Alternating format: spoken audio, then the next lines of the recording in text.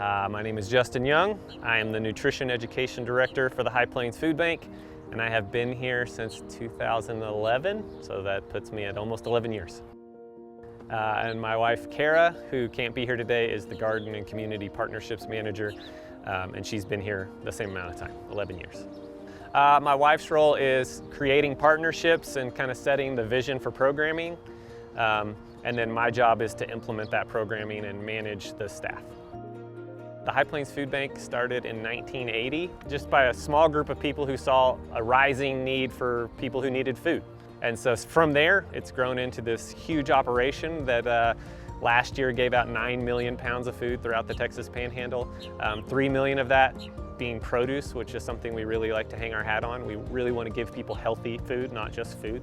The garden program was traditionally just row planted just to try to produce a bunch of food, but we really quickly transitioned to an educational model. So this end that we're standing on now became more of a demonstration field trip side where we can gather big groups of people, talk about things, do some education. So we have our raised bed demonstration area, the high tunnel, then our large animal pen, which right now has pigs and some poultry in it. And then we have fruit trees and some water harvesting techniques, our rainwater tanks, and then some earthworks that hold, that can capture water in them as well. Versus the other side, which is it's row planting. We do a lot of interplanting, companion planting, trying to basically blow up what somebody would do at home. At home, they're not going to do row plantings of corn or tomatoes. They're going to have a mixed bed of things. And so we try to take that approach on that side as well. When we first started working here, my wife was really pushing into exploring all kinds of options, and part of her job is partnerships, creating those.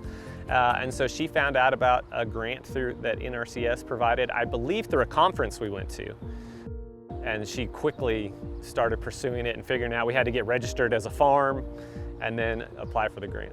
So the NRCS helped us to plan out and construct a high tunnel. Everything from figuring out the location, best way to construct it, best kit to get, to actual providing the funding for it.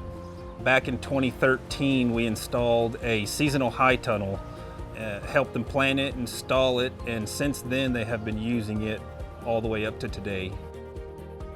We were really concerned at first about how a structure like that was going to do, especially in the wind of our area, but we've been really pleased.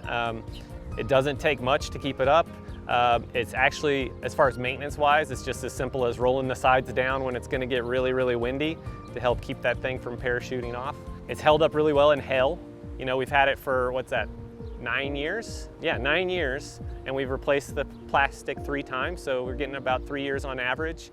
One of those times was a major weather event that doesn't happen very often, and so it seemed like it was going to be a bigger deal than it's been. To keep it up hasn't been a very difficult project at all.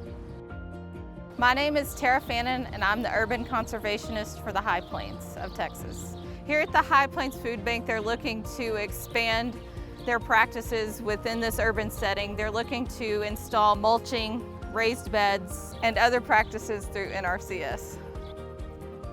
We're exploring all kinds of options for possible projects with NRCS. We've been really pleased with the high tunnel, and even though we worked with them and have continued that relationship for so long, we're learning more and more about the options that are available to us. So pursuing things like help with our irrigation, our rainwater catchment system, and possibly even another high tunnel are all things that are on the table right now.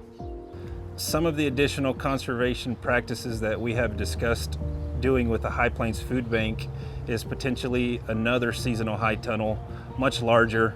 The original was 480 square feet, and we had talked about doing a larger one. Additionally, we talked about maybe doing some drip irrigation in the seasonal high tunnel to help with watering the plants. The High Plains Food Bank has created an urban ag community. They give families an opportunity to come here and work and gather food for their families, as well as, like you can see behind us, the houses and the raised beds. This gives people that come here an opportunity to learn what agriculture looks like within an urban setting. The main thing we want people to take away is something that they can do at their own space. Getting people to implement it themselves at their house. When we can set up community gardens, we love that. We do that at apartments and things like that. But for the individuals who just come out to learn, we want them to walk away with something tangible that, okay, that fits for my situation. I can go home and I can start implementing that today. If you're interested in urban conservation, reach out to your local NRCS field office and they can help you.